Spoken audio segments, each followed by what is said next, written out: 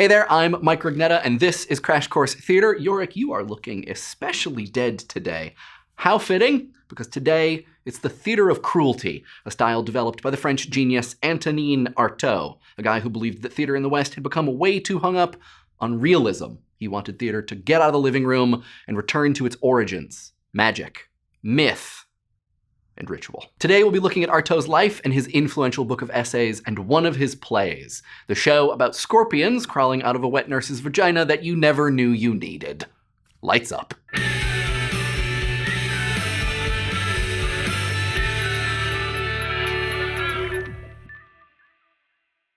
Antonin Artaud was born in 1896 in Marseille. When he was 4, he came down with meningitis. He survived, but his health was seriously weakened. Artaud was a depressed teenager. He had his first breakdown at 16, and his parents arranged several sanitarium stays for him. In 1916, he was briefly conscripted into the French army, but soon discharged for sleepwalking.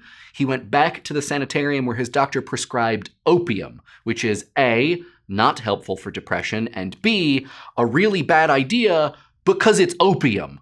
He developed a lifelong addiction. In his 20s, Artaud moved to Paris and hooked up with the Surrealists, acting in a couple of films and writing the scenario for at least one other. But the Surrealists rejected him, which is not cool. Artaud is surreal as heck. Apparently they were miffed because Artaud wouldn't renounce the theater as a bourgeois commercial art form. You tell him, Artaud. But if you consider Artaud's theories and subsequent theatrical career, this failure to renounce the commercialism of theater is legit hilarious, because there's uncommercial, and then there's Artaud. From 1926 to 1928, he co-ran the Theater Alfred Jarry, producing work by August Strindberg. In these years, he started to develop the theories that he would explain in The Theater and Its Double. More about that in a minute.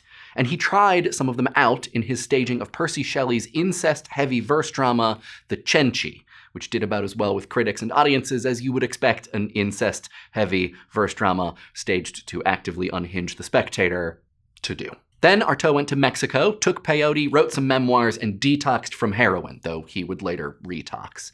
He returned to France, went to Ireland, and was brought back to France in a straitjacket, literally, because he'd suffered a major psychotic break and tried to attack some people. He was diagnosed with incurable paranoid delirium and underwent electroshock therapy. Eventually, he was released, and his friends paid for him to stay in a private psychiatric clinic. He continued writing, including poems and a script for a radio broadcast that French radio never aired because it was strange and rude. Diagnosed with cancer, Artaud died in 1948. Okay, so he may have had a dramatic life, but why are we devoting a whole episode to a guy who did a little acting, a little directing, took peyote, and wrote a play or two before confronting extreme mental and eventual physical illness? Well, it's because his theories are still a huge influence. Looking at the portrait we've painted over the last number of episodes, you'll maybe have noticed that modern theater had a non-stop identity crisis about how to capture real life. Sometimes theater is like, we're gonna make this as real as possible. Those toilets on stage are gonna flush. And sometimes theater is like, heck no, the only way to capture real life is with myth and magic and poetry and violence. Everything on stage is a metaphor for toilets. On the anti-realist side, Artaud is pretty much king. In 1938, Artaud published The Theater and Its Double. The book and its theories had a lot of important influences: surrealism, symbolism, the works that he helped produce at the Theater Alfred Jarry, as well as the works of Jarry himself, all super significant. But maybe the strongest influence was a performance by a troupe of Balinese dancers that Artaud had seen at the Paris International Colonial Exposition in 1931. The dance consisted, he wrote, of everything that occupies the stage, everything that can be manifested and expressed materially on a stage, and that is addressed first of all to the senses, instead of being addressed primarily to the mind as the language of words. Now, to be accurate, Balinese dance does have words and stories and specific meanings. Artaud was doing the thing that a lot of Western artists did and continue to do, where they see what they want to see in Eastern cultures. In Artaud's case, he wanted a performance style that transcended psychological realism, which he called psychological and human stagnation. Inspired by the dance, he imagined a style that would restore the theater to its original destiny, a mix of dance, song, and pantomime fused together in a perspective of hallucination and fear. Real talk?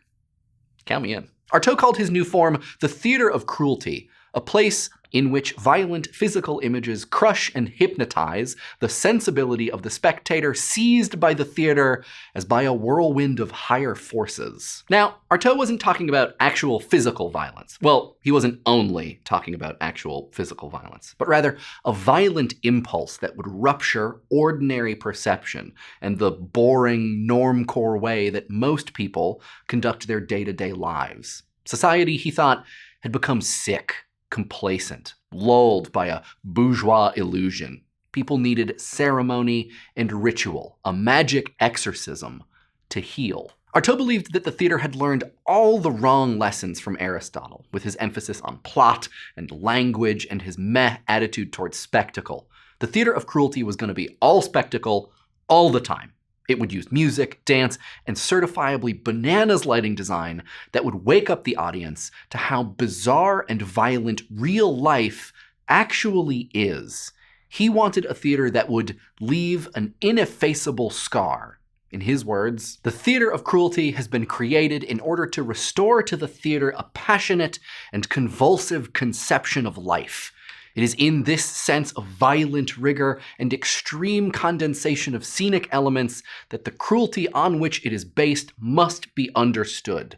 This cruelty, which will be bloody when necessary, but not systematically so, can be thus identified with a kind of severe moral purity, which is not afraid to pay life the price it must be paid. Catharsis! Let's book a babysitter and go. Artaud called for a style of performance that would emphasize the mise en scene, lights, sound, costumes, basically everything that isn't text. And yet, he didn't really believe in sets or props. He wanted actors who would operate not from a place of psychological realism, but from a place of emotion, sensation, and pure physicality. He called these actors athletes of the heart. He envisioned a theater in which the audience would sit in the center, helpless, and the play would surround them in an act of organized anarchy. Take that, proscenium arches. Oh, and what is the double after theater and its? That's tricky, and it's not completely articulated in the essays, but the basic idea seems to be that it's life, or what life could be if we allow theater to work on our senses and awaken us to something better, truer, stronger, and way more intense than life as we know it. To Artaud, good theater should actually be more real than boring everyday life. Let's put these theories into blood-spattered practice by looking at Artaud's early play, The Jet of Blood, or The Spurt of Blood. I guess it all depends upon how you like your high-velocity blood flow. The play was written in 1925, maybe in a single day. Help us out, Bob Bubble. A young man and a young girl, who may be brother and sister, are being all lovey-dovey. Then, a hurricane arrives.